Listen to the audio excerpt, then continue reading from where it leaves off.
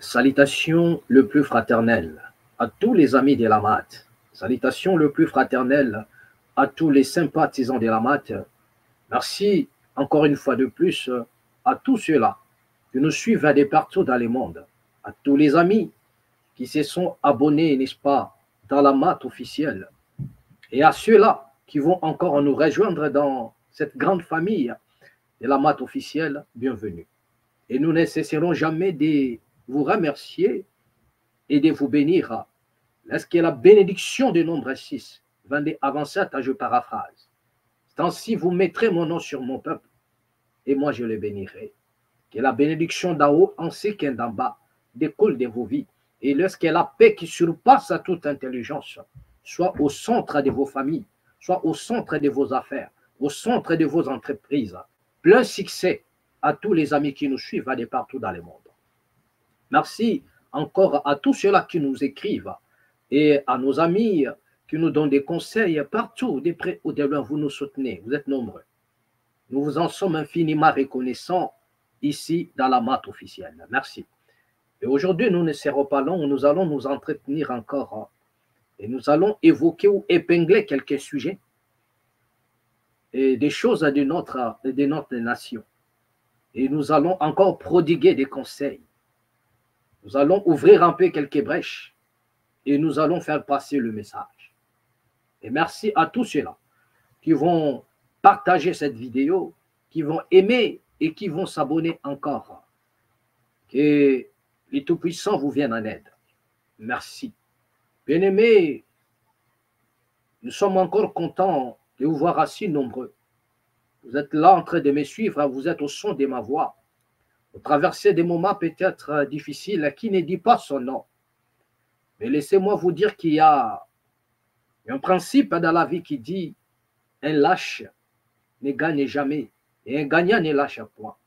Tenez bon et restez focus dans ce que vous faites et que la justice soit au centre de vos efforts. Vous en mangerez tôt ou tard les fruits. Et c'est le fruit de la douceur, c'est le fruit de la joie, c'est le fruit de la gaieté. Merci. Bien-aimés, nous allons commencer notre émission, notre partage, voilà, avec nos amis de la MAT, avec une nouvelle nécrologique. Voilà. Le monde entier, ou bien le Congo en particulier, pleure. L'un de ses fils encore, reconnu ou répété. Il s'agit ici de M. Chaka Congo. Voilà. C'est avec ce nom-là, son nom de la scène, c'est avec ce nom que ce monsieur a été connu de tous. Il a commencé comme Chaka Zulu et après c'était Chaka Congo. Voilà, d'accord. Donc nous avons perdu notre frère. Que les Très-Hauts consolent la famille de notre bien-aimé Chaka Congo. Et nous gardons des bons souvenirs, ou bien la RDC garde le bon souvenir, ou bien gardera encore le souvenir de Chaka Congo. Un homme, comment dirais-je, qui était dynamique dans ses actions. Un homme dynamique qui s'est levé. Un homme qui a permis à ce que nous puissions connaître d'autres artistes qui étaient invisibles à la scène. C'est un homme qui s'est donné la peine que personne peut-être ne le ferait après lui. C'est un homme dévoué, un homme qui ne se lassait jamais. Et pendant qu'il y avait des artistes qui mouraient en secret, que personne ne pouvait connaître, et avec les efforts de M. Chaka Congo,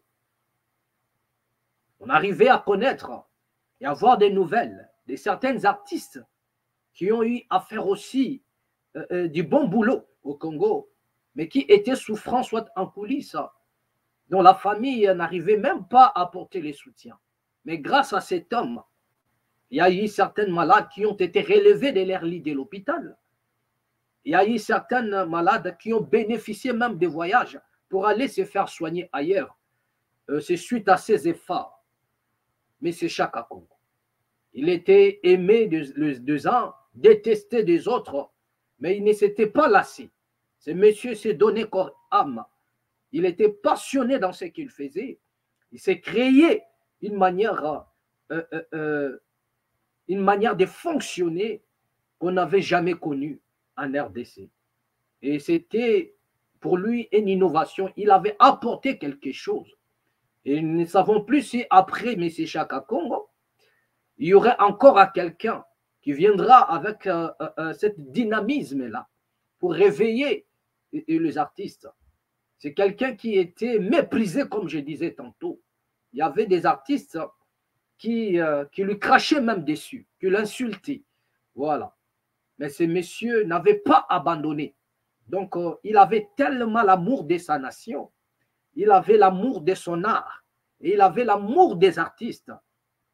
Et aujourd'hui, nous demanderons humblement et au corps artistique, peu importe les tendances, de bien vouloir rendre vraiment les honneurs à ce grand homme qui nous a quittés.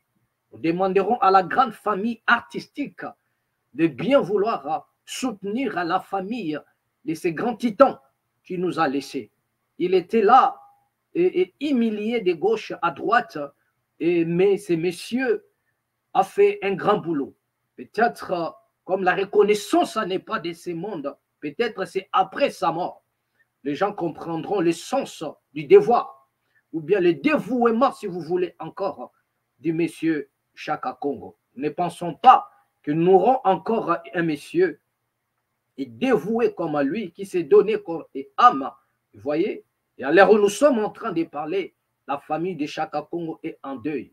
Je dirais même que c'est la nation congolaise aussi qui est en deuil, parce que ce monsieur a chanté des chansons d'une manière là patriotique. Il a laissé des chefs-d'œuvre et la nation peut se souvenir de cela. Vous vous souvenez de la chanson dans les années 90 sur la démocratie. Il a donné un tempo à balançant des chansons concernant la nation. Après, nos pères, le père de l'indépendance, après toutes ces chansons-là créées par des anciens, c'était maintenant Chaka Congo dans les années 90 qui pouvait chanter une chanson et cette chanson avait capturé, ou bien, si vous voulez, l'entendement ou bien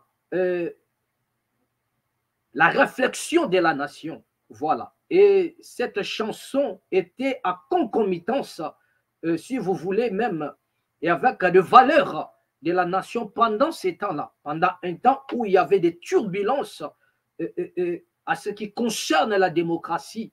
Et ces messieurs a balancé une chanson qui pouvait remettre tout le monde à sa place et permettre aux hommes politiques de bien faire leur boulot conformément à la loi, conformément à la Constitution. Et nous allons, avec votre permission, balancer une image pour voir comment est-ce qu'il était reçu et par d'autres journalistes. Et puis, il y avait des choses avec des choses qui nous balançaient. Il y avait beaucoup de secrets autour de M. Chaka Congo. Et pour moi, c'était un homme aussi mystérieux. Voilà, d'accord. Donc, nous allons suivre un peu un extrait et puis nous allons revenir. Suivre. Yebi bango ou pas? Papa. Bakanganga, zo comprendre. Yebi batango. Bato yeba ndenge nini? Tanga koma moko kaka. Oh, yo vraiment. Eh, kadi ombukuta bakundi ete ngona ko sanga suma kamana zuzu. Mais yo mo lobi lelo ba fardo ye na ngoto loba nyonso. Mais comment expliquer aux gens de la famille bandeko makambo na ba sala yo? Tika to kuna kadi ombonano après kadi mona yebisa yo. Ah bon? Oui, tout tika ba. Bato na bato sala bango te. Les politiciens n'ont pas un grand cœur. Na bato bango. Selon Yomoko, qu'est-ce qui fait que nos artistes basala yo confiance te? Tango vanda Yomoko mitali, c'est dû à quoi? Normalement, c'est des artistes qui devraient encadrer l'idéal. Mais premier ennemi nanga, ce sont les artistes. C'est là où je pose la question. Oui. Qu'est-ce qui fait? Voilà. Vous venez d'entendre ici, lors d'une intervention, il était face à notre grand frère Papi Mboma. Vous avez tous entendu. La question même Pourquoi est-ce que les artistes détestent Chaka Congo? Et c'était lors d'une émission avec le grand frère Apapi Mboma. Donc, comme je disais tantôt, c'était un monsieur dévoué qui s'est donné corps et âme et qui a réussi à imposer son système de jeu. Comme je disais encore, il était aimé des uns, détesté des autres. Le musicien les détestait, d'autres le prenaient pour un homme malpropre, malsain, ou bien ne savons pas si c'est son apparence qui faisait en sorte qu'il soit détesté parce que il n'avait pas, je ne sais pas moi, c'est que le musicien aime voir dans une personne lorsqu'on dit il est artiste, donc tu dois teinter les cheveux, tu dois te décaper la peau, tu dois, je ne sais pas moi, changer ta couleur, tu dois mettre des boucles d'oreilles, avoir des trucs bizarres. Mais c'était un homme modeste qui ne cherchait pas grand-chose, si ce n'est que l'intérêt. Quand bien même, il vivait aussi de cela par rapport à ses efforts, bien entendu, ce qui est normal. Mais ce qui est vrai, c'est que c'est un monsieur qui était tout le temps détesté. Donc, s'il y avait une personne qu'on pouvait donner facilement des exemples sur le plan négatif pour se moquer, c'était Chaka Congo. Voilà. Si une personne veut peut-être rigoler ou bien créer un peu de plaisanterie, on peut facilement créer autour de M. Chaka Congo. Voyez-vous? Donc, pourquoi? Parce que c'était un homme qui ne traduisait pas les gens en justice. Son nom était à la place publique comme un sujet aussi de moquerie chez certains musiciens ou comédiens. Disons, dans le corps artistique, c'est un homme, il n'était pas vraiment aimé. Vous comprenez? Voilà, il avait toujours des problèmes. D'autres les taxaient des voleurs. Vous comprenez pourquoi? Parce que, les gens ne regardaient qu'un seul côté. Les gens n'avaient que le regard sur le billet des banques. Quelques miettes que ces messieurs pouvaient récupérer derrière un cas. Derrière un cas social, il y avait des miettes qu'ils pouvaient récupérer, ce qui est normal. Il a créé une vision et il mangeait aussi de cette vision-là. Mais pour les autres, il était un voleur, mais sans pour autant voir l'énergie que cet homme a dépensée, l'amour qu'il avait pour des artistes, sans pour autant voir. Donc les gens n'avaient que le regard sur le billet des banques, des miettes, mais ils n'avaient pas les regards sur les efforts que fournissait M. Chaka Congo qui nous a quittés. Les gens n'ont pas regardé du côté effort de ces messieurs. Et d'autres personnes l'insultaient, en père de famille. Un homme qui a aussi marqué son temps avec la musique, bien entendu. Mais il était amoureux de l'art. Animé par cet amour, il y avait d'autres artistes qui mouraient, comme je disais tantôt. Personne ne les connaissait. Mais Chaka Congo pouvait aller même dans le fin fond, là où aucun artiste ne peut arriver, même parmi les comédiens. Lorsqu'il y avait des comédiens qui étaient malades, qui étaient vraiment souffrants, personne n'en parlait. Et surtout qu'ils ont des conflits entre eux. Ils n'en parlent jamais. Ils ne veulent pas que les gens de bonne volonté viennent aider leurs confrères. Ils ont toujours des conflits. Lorsqu'un confrère est dans le lit de l'hôpital, ou bien une maladie grave, personne n'en parlait. Mais c'est autour des efforts de Chaka Congo. Il suffisait seulement qu'on souffle dans son oreille, qu'il y a dans un coin un artiste qui est malade. Peu n'importe la distance. Au Congo, à Kinshasa, surtout, M. Chaka Congo va arriver là-bas, dans le fin fond, même là où le véhicule n'entrait pas. Monsieur là allait et il nous faisait découvrir d'autres artistes que le Congo avait peut-être oubliés, que nous, on ne connaissait même pas.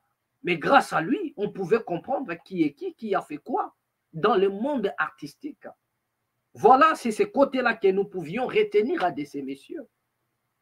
Pendant qu'il était vivant, voilà les côtés où cet homme méritait d'être soutenu.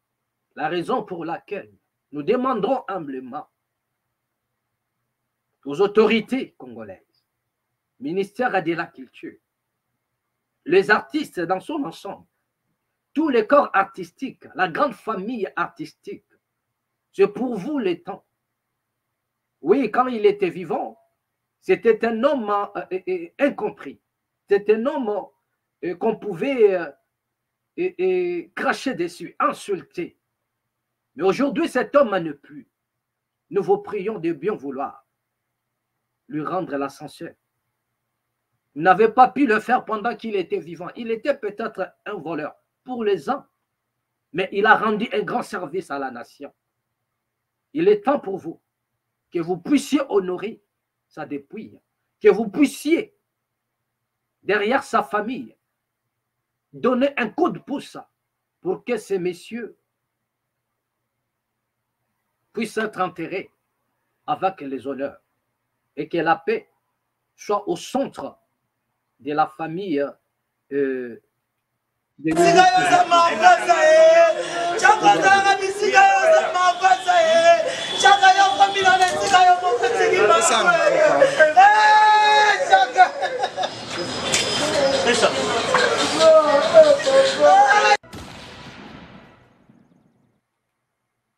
Voilà. Il était un père de famille. Il avait aussi une famille. Voilà. Sa famille a qui pleure. La famille de Chaka Congo en deuil. La grande famille artistique aussi en deuil. Parce qu'il était aussi un artiste. Voilà. Un titan. Quelqu'un qui n'avait pas peur, mais qui avait le respect pour tout le monde. Comme je disais encore, certaines personnes les traitaient des voleurs sans pour autant voir les efforts que ces messieurs conjuguaient pour le monde artistique, pour sa nation, pour les musiciens. Il y en a d'autres musiciens qui les traînaient dehors pendant qu'ils venaient pour avoir quelque chose. Il y a eu des musiciens qui appelaient Chaka Congo pour dire que non, passe, comme ça tu vas récupérer de l'argent. Mais en venant, on lui fait traîner dehors comme un petit enfant.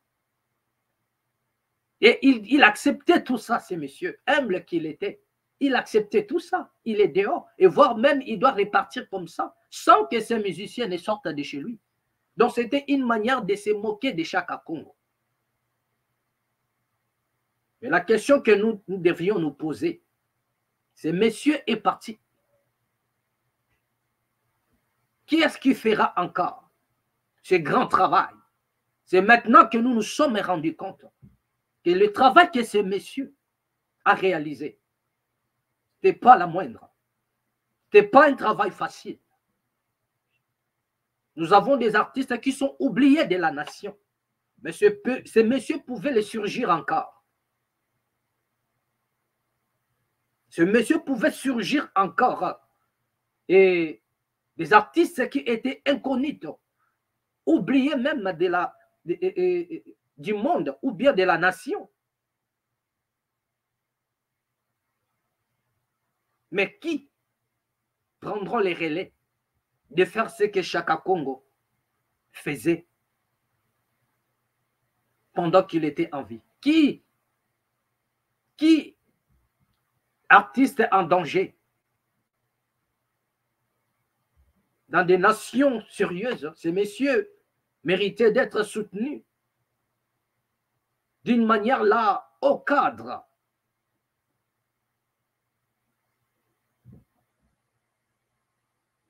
Il avait le souci de ne pas voir un artiste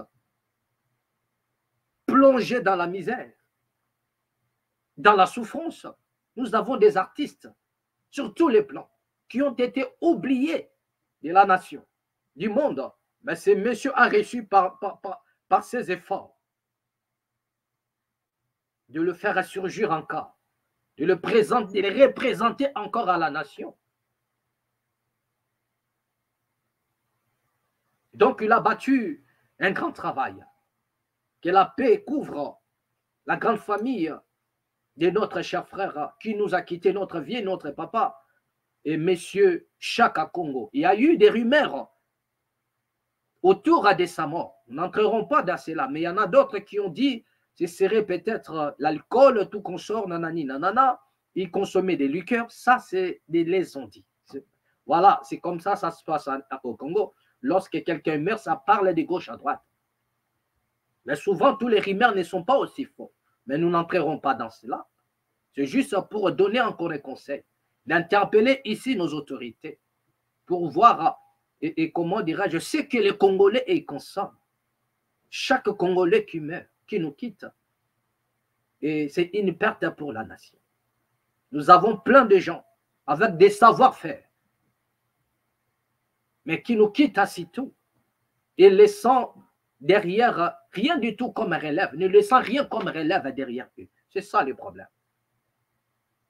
Et cependant, nous avons une catégorie des expatriés qui débarquent au Congo dans le but d'assassiner tous les Congos par des liqueurs, par des nourritures, par plein de choses.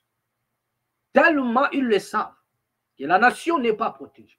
L'homme congolais n'est pas protégé, ni par sa justice, ni par ses autorités. Donc, par conséquent, tous ces gens-là qui arrivent au Congo sournoisement, ils ont pour une seule mission, exterminer les Congolais. Je dis bien, exterminer les Congolais. Nous avons des Indiens, nous avons des Chinois, nous avons des Libanais. Ils ont pour mission, je dis bien, exterminer les Congolais. Ils viennent au Congo au nom de l'investissement. Mais leur but le plus ultime, c'est de massacrer, d'éliminer les Congolais. Voilà. Ils fabriquent des liqueurs derrière leur maison. Partout, partout, partout. Ils fabriquent des liqueurs. Ils fabriquent même des nourritures dans des conserves. Tout ça pour abrutir à la jeunesse congolaise, pour tuer les Congolais. Et le jeune développe d'autres maladies, des cirrhoses, des foies, plein de choses, plein de maladies, qui est due à la consommation. Et cette consommation provient d'où? Cette consommation provient de tout ce que les Indiens fabriquent chez nous, de tout ce dont les Chinois et les Libanais font chez nous, toutes ces bêtises-là. Ils ont ramené le phénomène Bombay, comme si cela ne suffisait pas. Ils fabriquent des whisky, des faux. Et ils ne sont pas inquiétés. Et d'autres sont en connivence avec les autorités de la ville. Mais ils sont là pour massacrer la population. Mais la simple question que vous devriez vous poser, qui est ce Congolais-là qui peut débarquer dans une nation comme la Chine ou l'Inde, créer et dans la mission de créer, avec une mission qui consiste à créer une entreprise, des fabriques, soit des faux whisky ou des faux médicaments, et le faire consommer les Indiens ou les Chinois. Qui est ce Congolais qui peut débarquer dans une telle nation et imposer sa boisson à la population, imposer ses médicaments à la population, imposer sa nourriture à la population? Il n'y a pas. Il n'y a qu'au Congo où un Indien peut venir sans pour autant être inquiété. Le chef de l'État a parlé des erreurs du passé. Mais ça aussi, ça fait partie des erreurs. Pourquoi? Parce que ces gens-là n'ont jamais été inquiétés. Mais si on peut les arrêter, bloquer leurs usines ou brûler même leur matos, le foudre en tôle et non chez eux, dans la prison de Makala, ou soit même à Kanyamaka CC. C'est comme cela, d'autres nations, ils font comme des Thaïlande. Ce sont des pays qui, aux yeux du monde, ils sont pauvres. Mais lorsque les gens débarquent là-bas, que ce soit occidentaux, les Américains, pour abuser ou détruire la jeunesse thaïlandaise. Mais lorsque les forces de l'ordre vous récupèrent, lorsqu'on vous arrête dans les abus, donc vous allez, c'est-à-dire que c'est la nation même qui négocie cette fois-ci. Parce que lorsque le véridique tombe, vous allez entendre là-bas 90 ans de prison pour un seul individu. Pourquoi avoir quitté chez lui trop loin, soit en Amérique ou en Europe, et venir à Thaïlande pour abuser de la jeunesse, détruire la jeunesse, et par conséquent la force de la Thaïlande. C'est sa justice. Ils infligent à ceux-là qui arrivent pour détruire la nation des peines, je ne sais pas moi, au cadre, des peines qui ne disent pas ça, non, des 90 ans de prison, on te bombarde ça. Mais un Indien peut venir au Congo. Il suffisait que cet Indien puisse louer seulement une maison. Et dans cette maison-là, il va tout créer. Dans des sous-sols, ils vont tout créer, des entreprises, des choses terribles. Tout ce que les Congolais consomment, à boisson ou à nourriture, est fabriqué au Congo par des Indiens. Et c'est de n'importe quoi. Ils font consommer les Congolais de n'importe quoi. Des faux whisky, des faux, c'est-à-dire que des fausses liqueurs. Et ils font consommer, ils imposent ça à la population. Et ça, les autorités congolaises, ils sont au courant. Voilà le peuple à la merci de ses ennemis. Nous vous prions de bien vouloir pencher la nation. M. Roland Dallot a prié, il a dit, nous sommes fatigués. Nous sommes fatigués de tous ces pseudo-politiques qui sont en connivence avec les ennemis de la RDC, les ennemis des Congolais. Les ennemis des Congolais. À cause des billets des banques, ils laissent un Indien vendre de faux liqueurs à ses frères pour tuer ses frères. Mais un Congolais ne peut pas aller faire consommer les Indiens n'importe quoi là-bas. Il sera lynché. Lynché, je vous dis. Vous avez vu un Indien qui a découpé notre jeune sœur. Il n'a jamais, je ne sais pas si les Indiens ont été inquiétés. Lorsque la population s'élève pour rendre des comptes, ce sont des forces de l'ordre qui s'opposent maintenant à la population. Alors qu'en Inde, là-bas, et les policiers, et les militaires, ils se sont acharnés sur la population, sur les Congolais qui étudiaient, soit là-bas en Inde, des étudiants. Ils ont été massacrés, lynchés, et la population, et les forces de l'ordre, ils se sont jetés sur nos frères en Inde.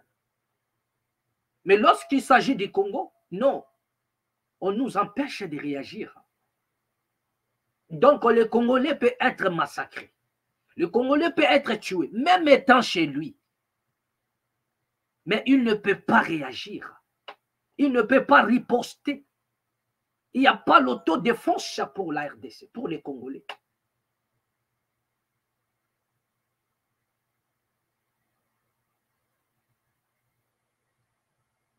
Que le Très-Haut nous en préserve.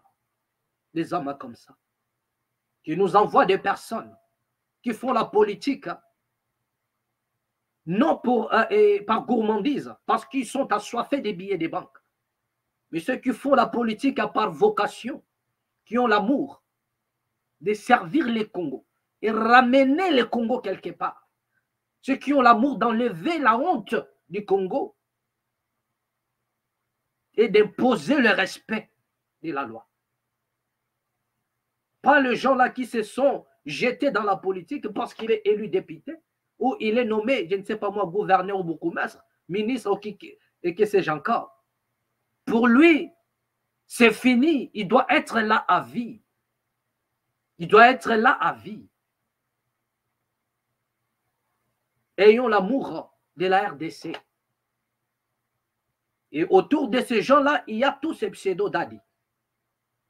Toujours je dis, nous n'allons pas en finir avec vous maintenant, tous ces pseudo-dadis, jusqu'à ce que vous serez destitués. Ou bien soit, vous comprendrez quel est le rôle que vous devriez en principe jouer auprès des hommes politiques. Vous n'êtes pas là pour des billets des banques, mais pour sauver la nation. Peut-être nous avons des hommes politiques inconscients, mais un homme de Dieu qui se dit un homme de Dieu, c'est-à-dire que tu es averti des fois. Non seulement tu as l'intelligence humaine, mais aussi tu as reçu vocation comme étant un envoyé de Dieu. Donc cela veut dire, tu peux parler aussi de la part de Dieu, ce qui concerne ta nation. Et malheureusement, nous sommes fatigués de voir que des hommes, soi-disant hommes de Dieu, mais des ennemis de la population, soi-disant hommes de Dieu, mais c'est-à-dire c'est-à-dire de vrais kamikazes. Ils sont là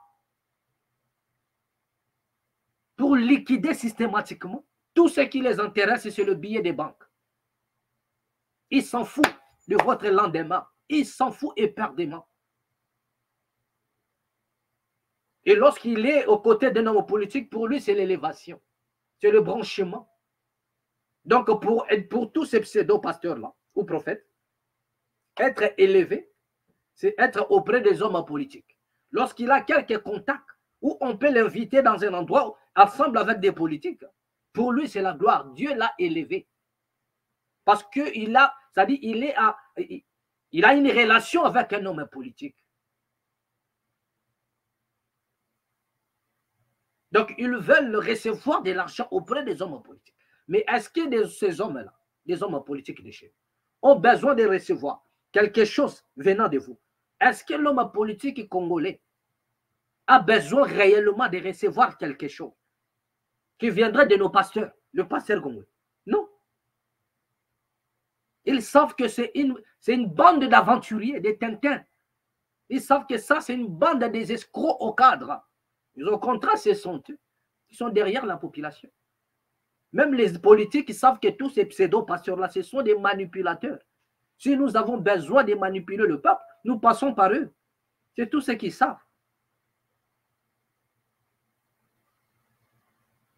C'est tout ce que ces gens-là, ils savent. Le seul témoignage qu'ils ont pour ces pasteurs-là, voilà, c'est cela. Des vrais manipulateurs. Ils peuvent bien manipuler la nation. Ils peuvent bien manipuler au compte des hommes politiques. Pendant ces temps, nous avons des expatriés qui sont là pour assassiner. Nous avons des Indiens, des Chinois, des Libanais. Ils sont là nombreux, qui travaillent chez nous, qui nous font consommer la merde, de la merde, qui nous font consommer de n'importe quoi. Ayons un peu l'amour de la nation pour sauver les Congos. Pour sauver les Congos. Mais nous allons avancer en vous balançant aussi une image ici. Voilà. Nous allons dans cette émission faire un exercice. L'émission que vous venez de voir ici, c'est restituer. Vous avez pu faire pour les Congos. Jean-Marie Kassamba, monsieur Jean-Marie Kassamba qui avait reçu le porte-parole du gouvernement. Et vous avez tous suivi cela. Mais il y a eu des propos. Nous n'allons pas balancer cela parce que la vidéo est tellement longue. Mais nous allons seulement commenter un peu. Sur cette discussion entre Jean-Marie Kassamba et le porte-parole du gouvernement. Lorsque monsieur le porte-parole a parlé de toucher à la Constitution, ça suscitait un peu de polémique de gauche à droite, des incompréhensions, voilà. Il y a eu même d'autres personnes qui ont dit que le président Félix Tshisekedi Antoine se prépare déjà à faire des choses comme Mobutu.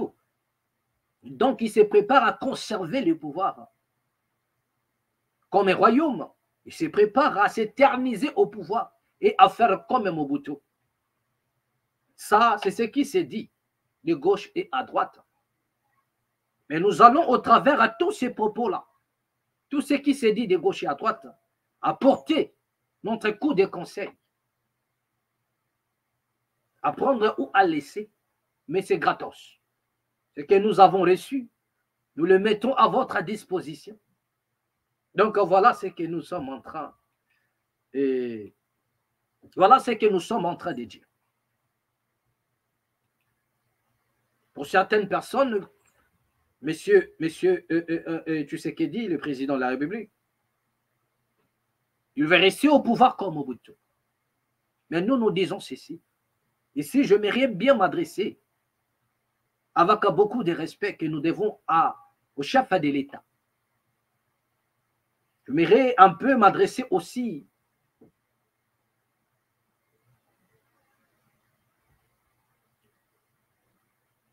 à la classe politique. Si vous voulez, tout droit au président de la République. Selon ce qui s'est dit, hein, selon les ont dit, que le président veut se terniser au pouvoir, faire comme M. Mobutu. Mais moi, je dis ceci à toutes les autorités du Congo, et particulièrement au président de la République. Voilà. C'est comme cela que tous ces dadis-là pouvaient parler, souffler aux oreilles du président. Mais non, ils sont là pour des billets des banques. Mais nous allons les dire gratuitement. Monsieur le chef de l'État, vous devriez d'abord en principe, si réellement, bon, nous disons que ce sont des rumeurs, ou ça s'est dit déjà. Ce ne sont même pas des rumeurs, mais c'est déjà des choses qui s'est dit dans les médias. Mais nous disons ceci, ici dans la MAT, nous disons ceci. Si le président Félix a la pensée de faire comme M. Mobutu, le président doit d'abord regarder quelle a été la fin de M. Mobutu et de son système. Parce que lorsqu'on veut faire des choses comme quelqu'un, lorsqu'on veut copier le mode opératoire d'un homme d'État, d'un système,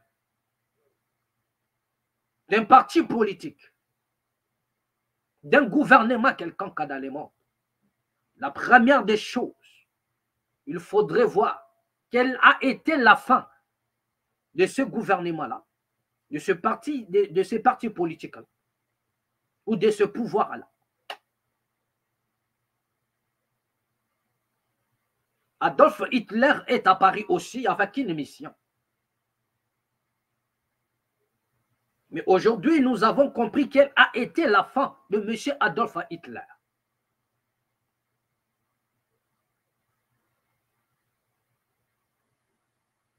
Et actuellement, en Allemagne, ça bouscule un peu avec les gens de la droite. Soi-disant que c'était des héritiers de l'idéologie d'Adolf Hitler. Mais tous les Allemands se sont levés. Tous les Allemands, la population allemande s'est levée. Les autorités politiques, ils ont dit non.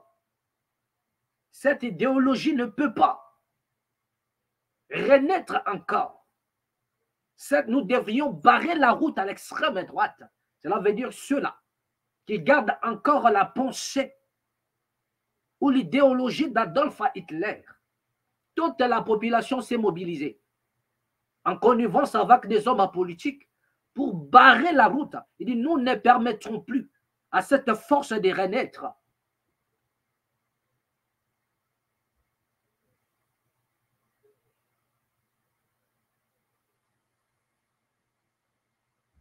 Ça a été une très mauvaise histoire pour l'Allemagne. Donc, par conséquent, les Allemands sont en train de lutter pour ne pas voir renaître ou surgir encore. Même pas un seul iota de la pensée nazie en Allemagne. Quand bien même, ils sont là de gauche à droite. Mais politiquement, il faut les asphyxier, les étouffer, ne pas leur permettre de renaître, de voir jour et de prendre les dessus sur le pays et plonger l'Allemagne dans les cas. Donc c'est comme ça les choses se passent. Lorsque vous voulez copier quelqu'un, monsieur, lorsque vous voulez emboîter les pas, regardez d'abord quelle a été la fin. Quelle a été la fin? Pourquoi? Parce que le pouvoir vient aveugler les gens. Le pouvoir, la gloire aveugle l'homme.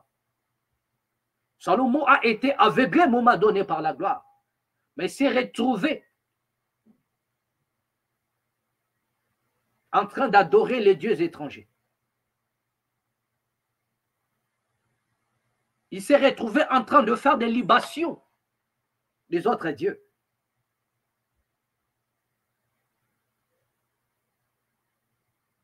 Parce qu'il était aveuglé par la gloire, aveuglé par le pouvoir. Mais que cela ne soit pas votre cas. Regardez d'abord quelle a été la fin des hommes qui vous ont précédé. Quelle a été la fin de M. Mobutu et son système? La fin même de sa famille, biologique même. Parce que souvent, des choses que nous engageons dans la vie ne nous laissent pas seuls. Cela entraîne aussi la chute de nos familles respectives.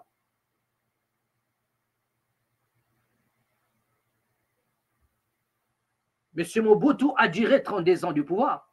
Mais les 32 ans de Mobutu a tiré un malheur aussi sur la RDC. Pourquoi? Parce que pendant que ce monsieur s'éternisait au pouvoir, quelque part, il y avait une rébellion qui s'est préparée. Au fur et à mesure, il s'éternisait au pouvoir. Il y avait plein de choses qui se faisaient aussi, des mauvaises choses aussi, et qui ouvraient petit à petit des portes pour les ennemis de la République. Et au finish, le Congo se retrouve dans un chaos qui ne dit pas son nom. Mais si vous emboîtez les pas de M. Mobutu, donc cela veut dire vous allez rester longtemps au pouvoir. Vous pouvez rester longtemps. Mais monsieur, quelle serait la fin? Parce que c'est la fin d'une chose. Vaut mieux que son commencement. C'est la fin qui vaut mieux que son commencement. Vous pouvez rester. Vous en avez peut-être de stratégie. De stratégie. Je dis bien de stratégie. Vous en avez peut-être. Peut-être. Mais le problème, quelle serait la fin? Quelle serait la fin du système, de votre système? Quelle serait la fin de votre famille politique ou biologique même? Parce que nous avons vu avec Mobutu, après son départ. Parce que ce qui est vrai, aucun pouvoir n'est éternel, messieurs. Aucun pouvoir. Avec beaucoup de respect, nous vous le disons. Aucun pouvoir n'est éternel ici sur la terre. Aucun pouvoir, aucun. Vous pouvez rester même pendant 100 ans. Un jour a suffi. One day. Only one day. Un seul jour a suffi pour que votre système s'arrête. Mais lorsqu'un homme est aveuglé par le pouvoir, il ne sait plus comprendre qu'un jour le pouvoir s'arrête. Et souvent, ce sont des gens qui sont derrière. Pourquoi? Parce qu'ils ont trouvé leur compte. Parce que c'est là où ils mangent. Ils veulent pousser l'homme devant. Pendant qu'eux-mêmes, ils ne peuvent pas supporter les poids de ce que vous supportez aujourd'hui. Mais ils veulent rester derrière pour manger longtemps. De rester là-bas pour que vous mangez longtemps. C'est ce que les gens ont fait avec Mobutu. C'était lui qui était devant la justice du monde. Et les autres, c'est-à-dire qu'ils ont disparu. Il y en a des gardes du corps, des généraux, qui sont à l'exil aujourd'hui, tranquilles dans un coin. Ils se sont effacés dans les yeux du monde, aux yeux du monde. Mais Mobutu n'est plus. Et sa famille, il faut compter seulement des têtes, et c'est bien. Pourquoi? Parce qu'il était accompagné par des personnes assoiffées du pouvoir, qui ne voulaient pas voir les maréchals abandonner le pouvoir à bonne et due forme, céder les pouvoirs, mais qui voulaient que maréchal continue. Mais lorsque la fin du maréchal est arrivée, chacun a pris sa route, chacun a pris son chemin, et le maréchal est resté tout seul, avec sa femme et ses enfants. Et les calamités ont commencé à s'abattre dans la famille biologique du maréchal. Et pendant ce temps, tous ces politiques-là, tous ces politiciens qui chantaient Djalelo, chacun s'est retrouvé dans son coin en exil, là, tranquille. Il s'est effacé. Tranquille. Que cela ne soit pas votre cas, Monsieur le Président. Que cela ne soit pas votre cas. Le même cause produisent le même effet. Le même cause produisent le même effet. Donc, recopier Mobutu, c'est s'attirer soi-même le malheur.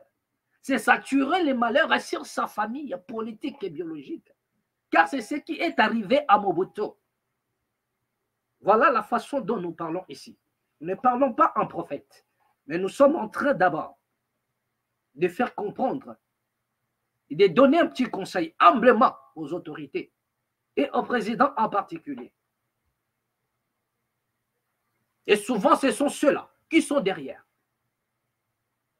Parce que lorsqu'un homme a dit que non, moi, comme je suis élu aujourd'hui député, je ne peux plus m'arrêter. Donc, nous allons rester là. Lorsqu'un député, un homme a dit, nous allons rester là au pouvoir, il compte sur qui? Qu'est-ce que toi, tu peux apporter pour rester là? Rien du tout. Donc, lorsqu'un homme parle comme ça, il veut seulement inculquer dans la tête du chef de l'État que, écoutez, messieurs, n'abandonnez pas ce pouvoir, garde le pouvoir aussi longtemps possible, et nous allons continuer à manger, nous allons continuer à faire ce que nous sommes en train de faire là. Pendant ce temps, reste là, même si tu as des problèmes avec la communauté internationale, même s'il y a des plaintes contre toi, donc tu t'en iras seul à la CPI, tu seras ennemi seul, tu t'en tueras des rebelles de gauche à droite, des ennemis, n'en parlons même pas. Tu seras toi-même ciblé par des coups d'État, et pendant ce temps, nous allons fuir et manger notre argent tranquillement. Voilà ce que cela veut dire lorsque vous entendez des politiciens dire que non, nous avons pris le pouvoir, nous allons rester là longtemps. Nous allons rester là longtemps. Par quel mécanisme toi tu dis ça? Et tu comptes sur quoi et sur qui? Est-ce que le président a parlé avec toi pour te dire que non, voilà, comme je suis au pouvoir, je reste longtemps. Je reste pour toujours? Non. Donc voilà les intentions que ces gens-là empruntent au président.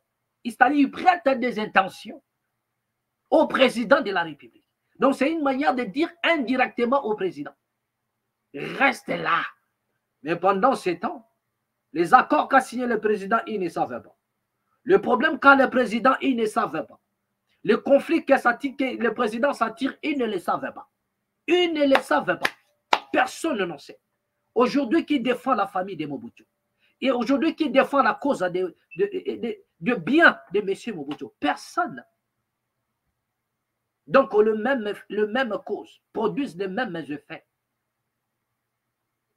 Faire comme Mobutu, c'est s'attirer aussi des calamités comme Mobutu et c'est plonger en dernière position le Congo dans les chaos.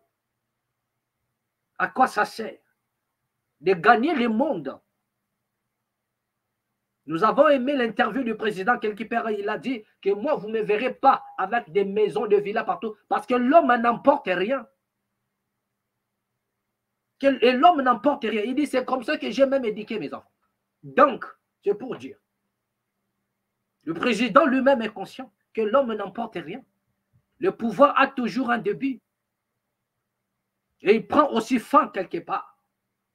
Mais souvent, il y en a des personnes qui se disent, voilà, nous sommes au pouvoir. Nous allons y rester longtemps. Mais qui vous a dit ça? Même pas les présidents. Mais ils veulent prêter des intentions. C'est-à-dire, ils veulent mettre dans la tête du président l'esprit de rester longtemps pour qu'il continue.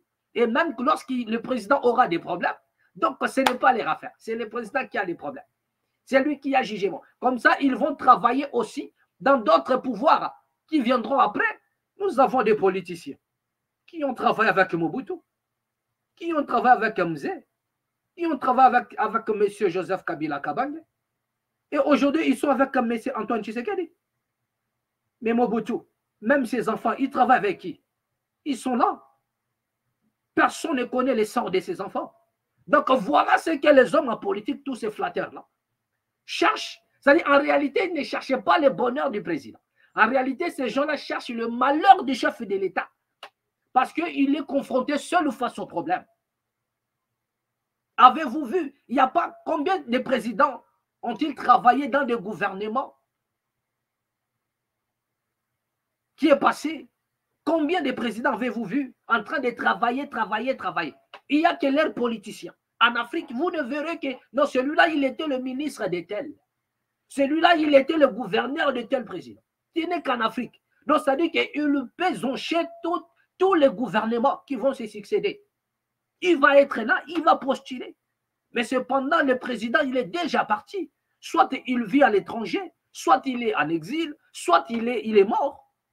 Mais ces gens-là, ils continuent leur parcours. Voilà une bande de flatteurs que nous avons dans la classe politique qui souffle toujours des choses comme ça dans la conscience du chef et du président et pour le permettre de faire n'importe quoi. Après, ils vont se retirer. C'est ce qui est arrivé à Messé Mobutu. Les gens l'ont chanté pour le pousser toujours à garder le pouvoir longtemps, à être toujours dans la gloire. Pendant ce temps, ils vont se faire une fortune. Ils vont manger. Mais lorsque vous êtes confrontés, nous avons vu ça encore avec M. Joseph Kabila. Ils ont chanté, prêté allégeance à M. Joseph Kabila. Ils ont chanté, il y en a d'autres qui ont dit, si M. Kabila quitte le pouvoir, je cesse d'être politicien. Mais le même bouche qui ont parlé, on les retrouve maintenant en train de chanter Fachi Beton. Donc, le chef de l'État doit comprendre que les mêmes personnes qui ont abandonné Joseph Kabila pour venir chanter Fachi Beton, c'est les mêmes personnes qui vont abandonner M. Félix Antoine Tshisekedi pour aller chanter je ne sais pas moi qui. Donc, c'est ça, en fait, c'est le mode opératoire de l'homme politique africain ou congolais en particulier. C'est comme ça. Et lorsqu'on n'est pas sage, on finit par le même piège. La raison pour laquelle il y a eu aussi un coup de ratissage qui a surpris tout le monde. Les gens qui ont chanté la gloire, ils ont été balayés par la CNI. Le ratissage du siècle. Et nous avons dit ceci dans la mat. Le vent qui a soufflé dans la politique, ce n'est que le début. Ce vent va souffler encore. Cela veut dire que c'est un signe, un présage même, pour la RDC, qu'un vent va surgir de quelque part et qui va balayer toutes choses sur le plan politique, sur le plan religieux. Un vent va souffler qui va balayer toutes choses. Donc, les imposteurs que vous voyez sur le plan politique, sur le plan religieux, vous ne le verrez plus. C'est dans le pays de Kimbangu, c'est dans le pays de Kimpavita, c'est dans le pays de Kassavubu, de Lumumba, que ces choses-là vont se passer. C'est là où ces choses vont se passer. Voilà. Nous savons tous que ces gens-là ne peuvent rien. Messieurs, notre papa, il est pour nous un père, un papi même. Tshisekedi Wamulumba, à la fin de son combat, il a dit, prenez-vous en charge. Un titan comme ces messieurs, un titan comme papa Tshisekedi Wamulumba, il dit, prenez-vous en charge. Donc cela veut dire, ne comptez pas sur tous ces hommes-là que vous voyez. Et nous avons dit ceci, que le discours d'un homme politique n'engage que celui qui écoute. Donc ils savent que vos oreilles sont faites pour écouter et vous allez écouter jusqu'à dormir. Jusqu'à dormir. Et vous allez continuer toujours à endurer. Mais ce papa a dit, prenez-vous en charge. Congolais, prenez-vous en charge. Prenez-vous en charge. Nous avons dit, si tu ne t'élèves pas pour changer des choses ne changeront pas non plus pour les Congos. Prenez-vous en charge. Prenons-nous en charge. Ne comptons pas sur quelqu'un. Nous sommes entourés que des ennemis. Il est temps que l'homme congolais comprenne. Il dit, prenez-vous en charge. Donc faites attention. Il n'y a que des hommes assoiffés du pouvoir, assoiffés de l'argent, assoiffés des biens. Ils ne sont pas là pour le peuple. Nous avons vu ça lors du ratissage du siècle, lorsqu'ils sont élus, là tout va bien. Mais lorsqu'ils sont balayés, ils appellent tout le monde. Venez, venez, nous allons mourir pour la nation. Venez, on nous a volé notre victoire. Venez. Le balayage du siècle. Ils appellent tout le monde. Venez à gauche, venez. Mais messieurs, nous n'allons pas venir pour toi. Lorsque c'est bon pour toi, tu n'appelles jamais les gens. Au contraire, c'est toi qui empêches les gens de manifester. Pourquoi? Parce que l'homme congolais, lorsqu'il s'agit de son intérêt, tout va bien. Mais lorsqu'on touche à son intérêt, tout va mal. Donc nous avons compris en suffisance que le chef, même le chef de l'État, il n'a personne constant. Quand il y a pas, ils ne sont pas constants.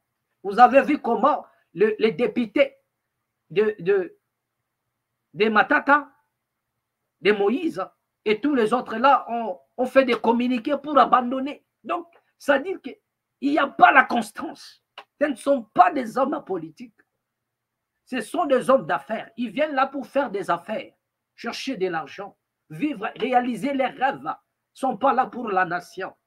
Ils viennent réaliser les rêves. La raison pour laquelle pour eux, et avoir un poste, c'est la vie ou la mort. Et donc, il doit appeler les gens. Venez, on va mourir. Pourquoi? Parce qu'on m'a volé ma victoire. Mais lorsqu'il est là, il ne pense pas le peuple. Il ne pense qu'à s'enrichir. Et ce sont des gens comme ça qui soufflent indirectement aux oreilles du président pour dire que non, nous sommes au pouvoir et nous allons rester longtemps. Nous allons rester longtemps. Tous les problèmes auxquels le chef de l'État serait confronté ne lui regarde ni de près ni de loin. Il est chez lui en train de manger et boire, rouler dans des jeeps. Et pendant ce temps, le président est dans des problèmes quelque part, est convoqué quelque part. Son nom doit se figurer dans de listes, je ne sais pas moi quoi. Lorsqu'on établit des personnes qui ont détourné, on ne voit que le chef de l'État. Lorsqu'on parle des personnes qui ont tué, on ne voit que le chef de l'État. Jamais on parle d'un député là. Mais ce sont des premiers. C'est-à-dire pour eux, le président de la République, il est comme un paraclet. Un paraclet. Le reste, c'est là. Et nous allons continuer à faire nos affaires ici. Même si tu as des problèmes avec la communauté internationale, la justice internationale, avec je ne sais pas moi quoi, nous, ce n'est pas notre problème. Notre problème, c'est que tu restes là. Voilà moi, des pauvres malheureux comme ça. Voilà. Que l'amour règne un peu dans le cœur de l'homme congolais. Bien aimé, c'est ici que nous allons mettre un point final. Nous allons encore revenir. Ici dans la main. Nous avons dit tout ce temps ici. Nous allons donner cadeau à tous les amis qui nous suivent de partout. Nous allons vous donner des cadeaux, des conseils gratuits. Nous allons donner cela cadeau. Comme augure dans Proverbe 30 auprès des Salomon. Donc nous allons donner. Nous allons donner. Nous allons donner. C'est que les dates devaient en principe à faire pour sauver la nation. Pour laver la conscience de l'homme politique qui est gangréné par les mal, qui est gangréné par la corruption, qui est gangréné, et je ne sais pas moi, par des mauvaises choses. Mais nous assistons au contraire à de tout ça. Ce sont eux-mêmes les dadis qui sont gangrénés par les mal. Et nous sommes fatigués. C'est l'apôtre Dalo. Nous sommes fatigués, Seigneur, d'avoir des dadis qui sont gangrénés par des mauvaises pensées, gangrénés par l'esprit de la corruption, qui n'ont même pas la capacité de laver la conscience de l'homme politique, de leur sortir de leurs pensées négatives et d'inculquer dans leurs esprits l'amour de la patrie, l'amour de la nation, l'amour du peuple congolais. Merci à tous les amis. À nous revoir prochainement et au prochain numéro. Abonnez-vous à la mat officielle. Que la paix soit au centre de vos vies. Amen.